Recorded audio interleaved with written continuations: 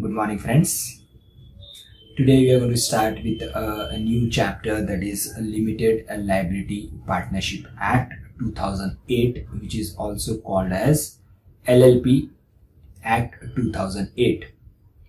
Now the thing is, we have already studied about Indian Partnership Act 1932. If there is already a Indian Partnership Act 1932, तो फिर question ये arise होता है कि फिर limited liability partnership act 2008 की क्या जरूरत थी। ऑलरेडी आपके पास एक पार्टनरशिप से रिलेटेड एक्ट है, तो फिर ये 2008 में LLP act also related with partnership क्यों पास किया गया। अगर आप देखोगे तो दो ऑर्गेनाइजेशन है, one organisation which get registered under Indian partnership act 1932 and there is one organization which is registered as a company under the Companies Act 2013. तो ये दो एक्ट अलग अलग है। अगर ऑर्गेनाइजेशन बिजनेस कर रहा है और अगर या फिर सर्विस प्रोवाइडर है, अगर उसको एज अ पार्टनरशिप करना है तो वो पार्टनरशिप एक्ट 1932 में रजिस्टर्ड करवा सकता है, या फिर वो कंपनीज एक्ट 2013 के अंदर भी रजिस्ट्रेशन करवा सकता है, and he can carry on with business और profession. So if there is two organisation running simultaneously, तो ये एलएलपी एक्ट 2008 की क्यों जरूरत पड़ी। तो अब ऐसा है कि अगर आपने पार्टनरशिप एक्ट 1932 देखा है तो it's has is own advantage and disadvantage. जैसे कि विल रिफर कि अगर मैं partnership act Indian partnership act 1932 की बात करता हूं, तो इसके एडवांटेजेस क्या है कि it is very easy to form and easy to dissolve. Easy formation, इसका एडवांटेज क्या है, इजी फॉर्मेशन और easy dissolution. This is a most basic advantage and most useful advantage of a partnership. However, the most important disadvantage of a partnership is कि सबसे बड़ा disadvantage you can talk about is a unlimited liability. Unlimited liability of partner. तो ये एक organisation है जहां पे अगर पार्टनरशिप एक्ट 1932 के अंदर रजिस्टर्ड है, तो उसका एडवांटेज क्या है कि it's very easy to form and easy to get dissolve. लेकिन सबसे बड़ा डिसएडवांटेज क्या है कि पार्टनर्स की लाइबिलिटी जो है वो अनलिमिटेड है। उसी तरह यू हैव अ कंपनी। अगर आप कंपनी को देखोगे, there is a Companies Act 2013. Companies का सबसे बड़ा एडवांटेज क्या है कि यहां पे liability of the members are limited. Liability of members are limited.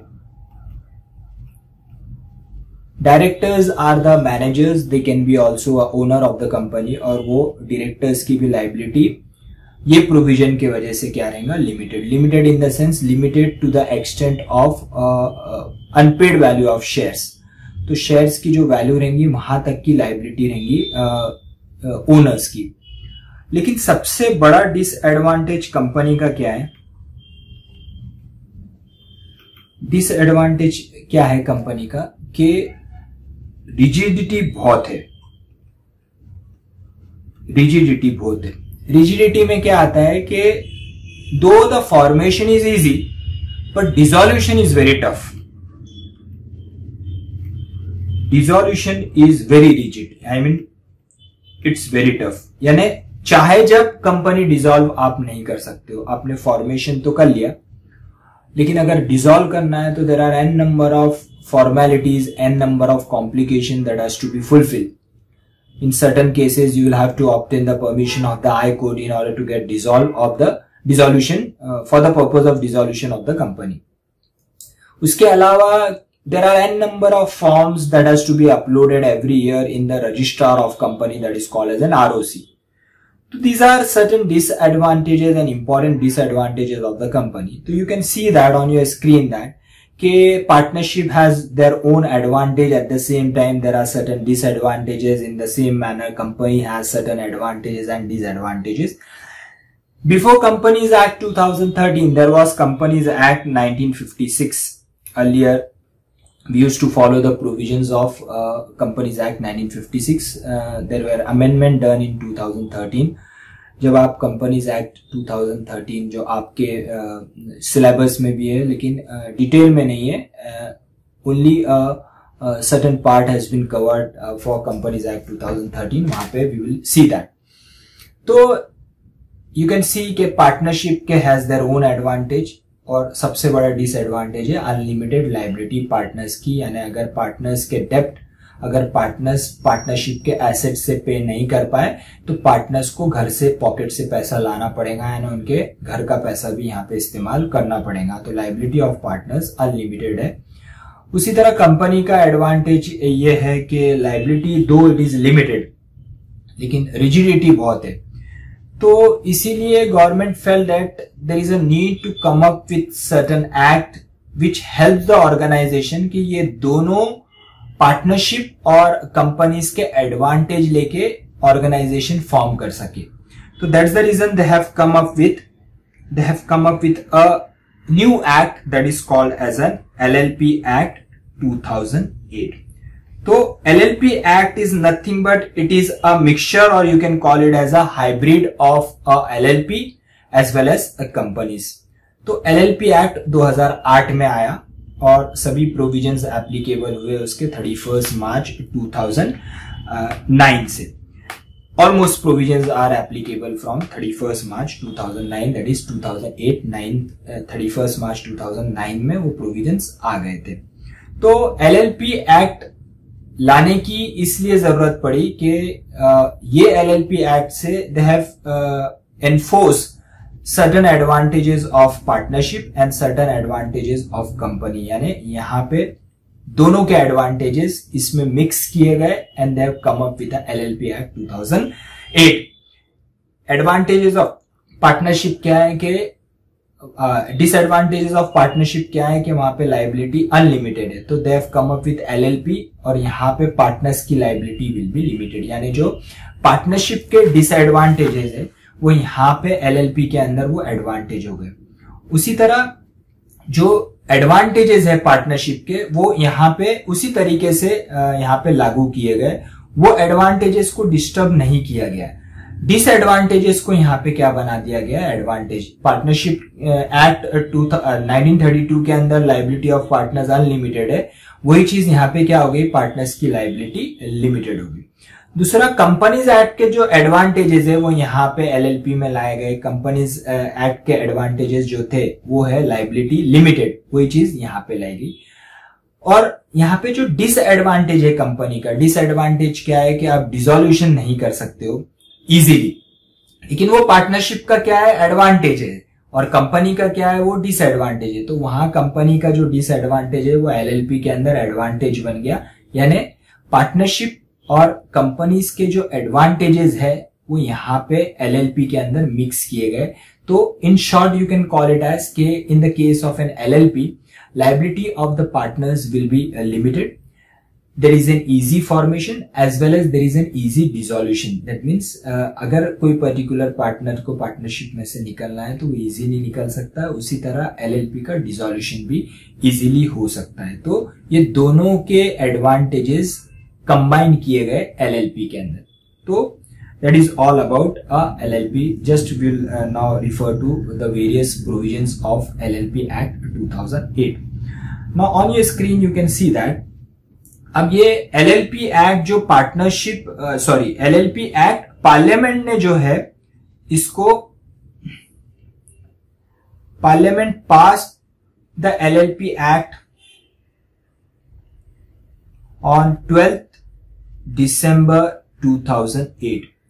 तो 12 दिसंबर 2008 को पार्लियामेंट ने ये एक्ट पास किया, जिसको प्रेसिडेंट का एसेंट मिला 7 जनवरी 2009 को। यहां पे प्रेसिडेंट का एसेंट मिल गया। I hope you are aware with what is an assent of a president. President ने उसको अप्रूवल दे दिया। तो पार्लियामेंट ने कब पास किया इसको? पार्लियामेंट ने पास किया 12 दिसंबर 2008 को, और प्रेसिडेंट ने इसको एसेंट दिया 7 जनवरी 2009 को। बराबर। Just will refer what are the different provisions of LLP. Now, Limited Liability Partnership Act 2008 was published in an official gazette of India on 9th January 2009. इसको प्रेसिडेंट ने एसेंट दिया 7 जनवरी 2009 को, और फिर ये गवर्नमेंट के ऑफिशियल पेपर्स के अंदर कब पब्लिश हो गया? 9th जनवरी, यानी 2 दिन बाद ये ऑफिशियल गैजेट यानी गवर्नमेंट के पेपर्स में ये पब्लिश हो गया ये act, and has been notified with effect from 31st March 2009. However, the act has been notified with limited sections only. The rules have been notified in the official gazette on 1st April 2009. यानी completely ये कब लागू हो गया? कब से लागू हो गया? 2009-2010, 9-10 यानी 1st April 2009 से। The first LLP was incorporated in the first week of April 2009. यानी first LLP यानी जैसे ये 1 अप्रैल 2009 को सभी इसके प्रोविजंस आ गए, तो पहला LLP इस कंट्री के अंदर कब फॉर्म हुआ? फर्स्ट वीक ऑफ अप्रैल 2009, यानी इमीडिएटली 1 अप्रैल 2009 को सभी प्रोविजंस लागू हो गए, और फर्स्ट वीक ऑफ अप्रैल में एक LLP भी फॉर्म हो गया। It extends to whole of India, ये पूरे एंटायर कंट्री को एप्लीकेबल है, including the state of Jammu and Kashmir. The LLP act 2008 has 81 sections and 4 schedules. 4 schedules है, 4 स्केड्यूल्स में इसको भाग लिया गया है।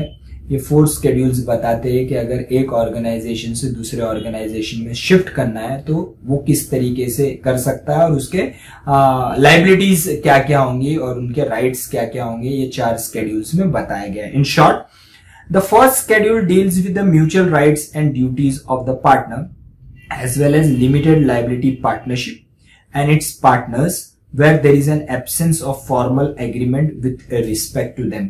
यहाँ पे भी एक एग्रीमेंट बनाएंगे, लेकिन अगर उस एग्रीमेंट के अंदर राइट्स एंड ड्यूटीज के बारे में नहीं लिखा गया है, तो फिर ये फर्स्ट शेड्यूल उनको गाइड करेगा, वो LLP को गाइड करेगा कि एज पर एक्ट पार्टनर्स के या पार्टनरशिप फर्म के क्या क्या राइट्स और लाइबिलिटीज होने चाहिए, वो फर्स्ट शेड्यूल गाइड करेगा।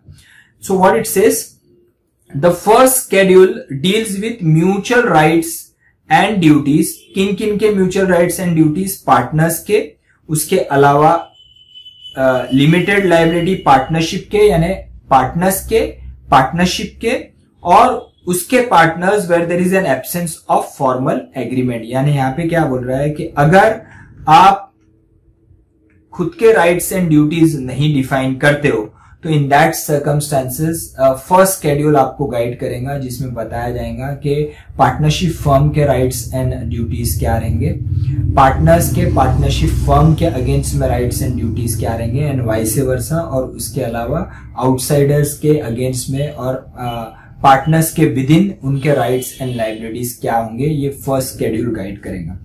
सेकेंड शेड्यूल क्या बोलता है? The second schedule deals with conversion of firm into LLP. अगर आपका partnership firm that has been registered under the partnership act 1932 है और उसको आपको कन्वर्ट करना है LLP के अंदर, तो सेकेंड शेड्यूल आपको गाइड करेगा। Third schedule deals with conversion of private company into LLP if there is a private limited company, और उसको अगर LLP में कन्वर्ट करना है तो that will be guided by third schedule. और उसी तरह fourth schedule deals with the conversion of unlisted public company into LLP। There are 2 types of company, there are n number of types of companies, but in short there is listed company and unlisted company. Unlisted company, that means a company which doesn't get list on a stock exchange even though it is a public company. तो अगर unlisted public company को LLP में convert करना है तो it will be guided by fourth schedule. तो ऐसे LLP act जो है वो इस तरीके से डिवाइड हुआ है 81 सेक्शंस में और 4 स्केड्यूल्स में। First schedules deals with the rights and liabilities of partners and LLP. Second schedule deals with conversion of partnership firm that has been registered under the Partnership Act 1932 into LLP. Third schedule deals with conversion of private limited company into LLP, and the fourth schedule deals with conversion of an unlisted public company into LLP. The Ministry of Corporate Affairs and the ROC, Registrar of Companies, are entrusted with the task of administrating the LLP Act 2008. Now this is very important. Partnership में अपन ने देखा कि partnership कहाँ पे registered होगा, ROF के अंदर। और ROF जो है वो यू विल फाइंड दैट के हर एक जुरिडिक्शन का एक डिफरेंट ROF होगा, हर एक स्टेट का एक डिफरेंट ROF होगा। ROF एक पर्टिकुलर स्टेट में देयर में भी n नंबर ऑफ ROF, जहां पे जैसे कि if you look after Maharashtra you will find that कि जलगांव में अगर पार्टनरशिप फॉर्म होती है तो उसके लिए ROF वहां पे रजिस्ट्रेशन कहाँ पे कराना, Aurangabad, then there is a Pune, then there is a Mumbai.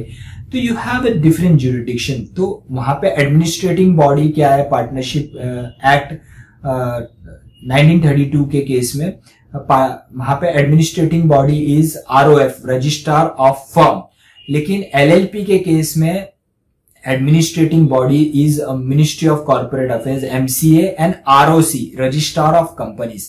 जो कंपनी को एडमिनिस्टर करती है वो same body will administer the LLP also.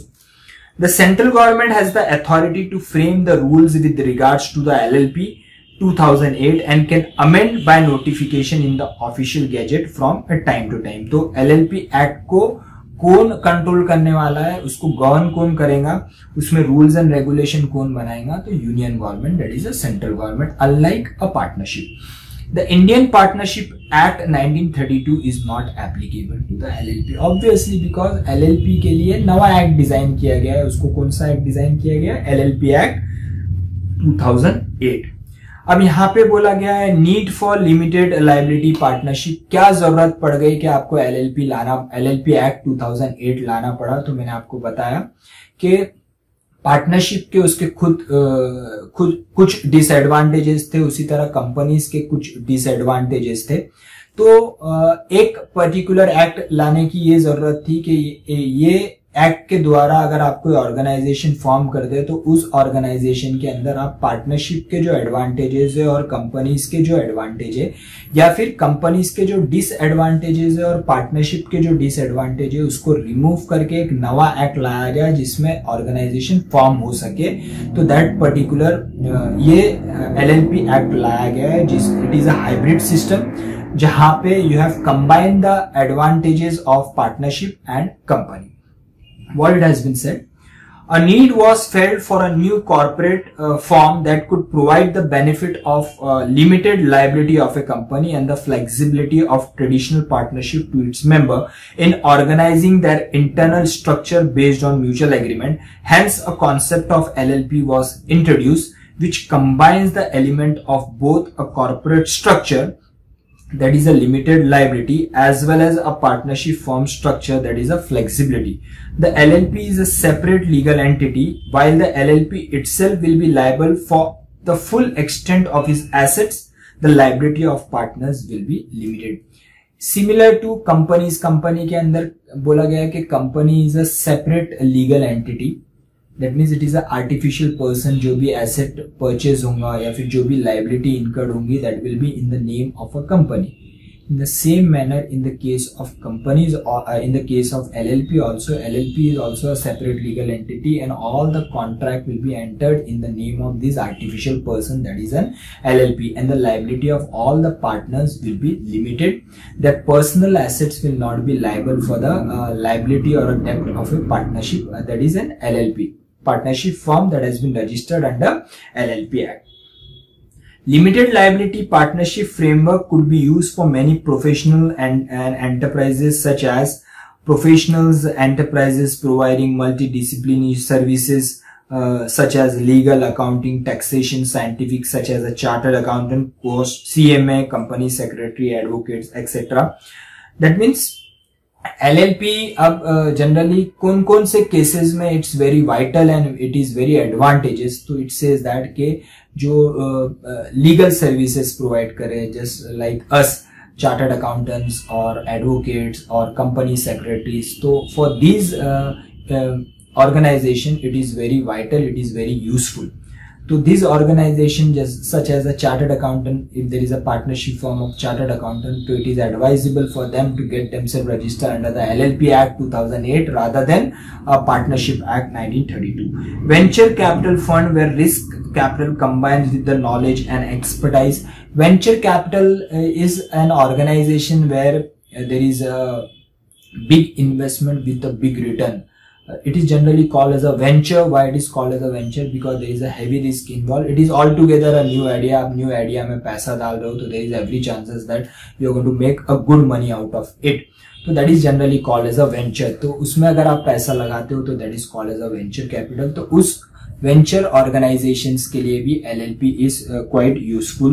Apart from that, professionals and enterprises engage in a scientific, technical, artistic discipline for any activity relating to research, production, design and provision of services. Small sector enterprises, producer company in handloom, handicraft sector, etc. तो ये सब लोगों के लिए LLP will be very very useful. इनके अलावा भी दूसरे organisation such as normal traders, normal businessmen can also get themselves registered under the LLP. So meaning and features of LLP. What is a meaning of limited liability partnership? I hope you have altogether understood के इसके meaning क्या है, कि नाम ही बता रहा है limited liability partnership. इसका सिंपल मीनिंग है कि पार्टनर्स की लाइबिलिटी विल बी लिमिटेड. जैसे कि कंपनी को नाम दिया गया है, जनरली प्राइवेट लिमिटेड कंपनी और पब्लिक लिमिटेड कंपनी कोई रही तो उसको नाम एंड में लिमिटेड रहता है, तो वो सिग्निफाई करता है कि लाइबिलिटी वहां पे जो भी मेंबर्स है उनकी लिमिटेड है. तो उसी तरह यहाँ पे भी आप जो भी ऑर्गेनाइजेशन, यहाँ पे जो भी आप नाम रखते हो आपके पार्टनरशिप को, तो उसके एंड में you put LLP. That signifies that के ये LLP एक्ट 2000 एक्ट के अंदर रजिस्टर्ड है और यहाँ पे पार्टनर्स की liability is limited. Limited liability partnership means a partnership formed and registered under this act. What are the features of limited liability partnership? Just we'll go through that. A body corporate, यहाँ पे बोला गया है कि similar to a company is also called as a body corporate. In the same manner, यहाँ पे भी a limited liability partnership is a body corporate formed and incorporated under this act. Body corporate means उसको एक separate body artificial person बोला गया है कि वो एक आर्टिफिशियल पर्सन है और वो खुद ही कॉन्ट्रैक्ट कर सकते हो, उसमें इतनी कैपेबिलिटी दी गई है ये एक्ट के अंदर वो ऑर्गेनाइजेशन को. Separate legal entity, it is legal entity separate from its member. That means जैसे कि पार्टनरशिप के केस में जो पार्टनरशिप एक्ट 1932 में रजिस्टर्ड है, वहां पे बोला गया है कि पार्टनर और पार्टनरशिप फर्म सेपरेट नहीं है. All partners combining together they are called as a firm. और जितने भी asset, though it is called as a partnership asset but it will belongs to a partner. लेकिन यहाँ पे ऐसा नहीं है. यहाँ पे जैसे कि कंपनी और उसके मेंबर्स अलग अलग है, उसी तरह यहाँ पे पार्टनरशिप फर्म और उनके partners they are different bodies, they are separate. तो यहाँ पे पार्टनरशिप फर्म जो LLP है वो अपने ही नाम से एसेट्स परचेज करेगा और लाइबिलिटी वो पार्टनरशिप फर्म के नाम से इनकर्ड होंगी. Perpetual succession similar to companies के it has a perpetual succession यानी अनलिमिटेड. जैसे कि कंपनीज के अंदर members will come and go in the same manner, यहाँ पे भी पार्टनर LLP को भी एक परपेचुअल सक्सेशन का फीचर दिया गया है जहां पे पार्टनर्स में कम एंड गो, लेकिन partnership form will continue year after year. जैसे कि पार्टनरशिप एक्ट 1932 के केस में if any partner get retired और death and if there is no clause available in the partnership deed to that partnership firm has to get dissolved. लेकिन यहाँ पे ऐसा नहीं है. perpetual succession यानी immortal, वो चाहे जब तक पार्टनरशिप फर्म को कंटिन्यू कर सकते. It has a perpetual succession. Any change in the partner of LLP shall not affect the existence, rights and liability of LLP. Then important feature of LLP is a limited liability. Partners की liability is limited to the extent of जितना capital contribution का उन्होंने वादा किया है वहां तक की उनकी लाइबिलिटी रहेंगी, उसके ऊपर नहीं रहेंगी. Minimum and maximum number of partners, तो every LLP must have at least 2 partner and must also have at least 2 individual as designated partners. Designated partners का मीनिंग है special partner will look after entire process of partnership, तो they are called as a designated partner. तो 2 partners और उनके अलावा 2 designated partner of whom at least 1 shall be resident in India, यानी India का resident चाहिए. तो ऐसे 2 मेंबर और 2 डेजिग्नेटेड मेंबर, और वो 2 डेजिग्नेटेड मेंबर में से कम एक रेसिडेंट इंडिया, एक फॉरेन नेशनल हो सकता है, लेकिन 1 member should be a resident in India. लेकिन लिमिट मैक्सिमम नंबर्स के ऊपर there is no limit. Unlike a unlike a partnership registered under the partnership act 1932, वहां पे मैक्सिमम नंबर ऑफ पार्टनर्स कितने हैं 50, लेकिन एज पर सेक्शन 464 उसको 50 किया गया है, लेकिन रूल्स के हिसाब से वो 100 हो सकते हैं, लेकिन अभी फिल वक्त 50 ही अलाउड है. लेकिन LLP के केस में मैक्सिमम नंबर ऑफ पार्टनर्स के लिए कोई लिमिट नहीं दी गई है. Business for profit only, this is same. Partnership भी फॉर प्रॉफिट मेकिंग फॉर्म होती है. यहाँ पे LLP will also be form for earning a profit. यहाँ पे कोई charity is not an objective. LLP का भी objective is to make a profit. LLP can be form only for carrying on a lawful business with a view to earn a profit. Thus the LLP can not be form for a charitable और non economic purpose. LLP agreement, mutual rights and duties of the partners with the LLP are gone by an agreement between the partners in the same manner.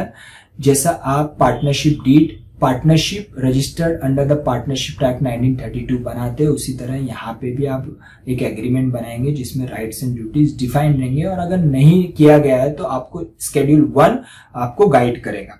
In the absence of any such agreement, the mutual rights and duties will be governed by the provision of LLP Act 2008 Schedule 1 guide करेगा. अगर आप खुद के rights and duties नहीं define करते हो in the agreement, तो फिर आपको LLP एक्ट का Schedule 1 गाइड करेगा. An artificial person created by a law, ये नेचुरल पर्सन नहीं है, ये एक आर्टिफिशियल पर्सन है. जैसे company is also an artificial person created by the companies act 2013. In the same manner यहाँ पे भी एक पर्सन को बर्थ दिया गया है, लेकिन वो पर्सन में जान नहीं है, सिर्फ इतना ही है. और ये पर्सन को बर्थ देने वाला कौन सा एक्ट है? LLP act 2008. LLP is called as an artificial person because it does not take birth like a natural person but come into existence through law. It may be noted that the LLP is an artificial legal person and not a fictitious person. Like a natural person, वो natural person ये सब कर सकता है, जैसे कि LLP can enter into a contract. LLP can enforce the contractual right against the other. LLP can sue in its own name. यानी जो काम नेचुरल पर्सन कर सकता है वो सब काम, कुछ काम छोड़ के, जैसे कि नेचुरल पर्सन शादी कर सकता है, यहाँ पे LLP शादी नहीं कर सकता है, लेकिन जो बाकी के काम है, to enter into a contract, to enforce the rights against the outsider, वो सब राइट्स जो है वो LLP भी इन्फोर्स करेगा. LLP can be sued.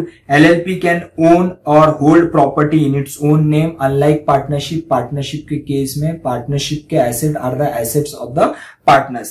LLP has a nationality. That means if it is registered in India, it will be called as an Indian LLP. The registration of the company in a country determine the nationality of that LLP. LLP has its own rights and liabilities. Unlike a natural person, LLP has no physical shape. It cannot shake hand, it cannot marry, it cannot smile, it cannot take oath. ये कुछ काम जो natural person कर सकता है वो काम यहाँ पे LLP नहीं कर सकता है, लेकिन बहुत सारे काम to attain. What is important in the case of business is an agreement और a contract which can be done by an LLP. Fine. Non-applicability, the provision of Indian Partnership Act 1932 shall not apply to LLP unless otherwise provided. यहाँ पे अभी clearly बोला गया है कि partnership act 1932 के provisions LLP को लागू नहीं होंगे, क्योंकि LLP को क्या लागू होंगे? LLP act 2008. So this is all about features of LLP and introduction part of an LLP. I hope you have understood the concept, a basic of LLP. तो यहाँ पे आपको क्या याद रखना है कि LLP का नीड क्यों आया, LLP एक्ट 2008 की जरूरत क्यों पड़ी, क्योंकि कंपनीज के केस में देयर वर सर्टेन रिजिडिटी, और पार्टनरशिप के केस में there was a disadvantage of unlimited liability. और तो ये दोनों भी डिसएडवांटेजेस को रिमूव करने के लिए दे have come up with a new act जिसमें आप ऑर्गेनाइजेशन फॉर्म कर सकते हो, और ये LLP एक्ट 2008 लाया गया है, जिसमें अगर आप एक पार्टनरशिप फॉर्म करते हो तो ये पार्टनरशिप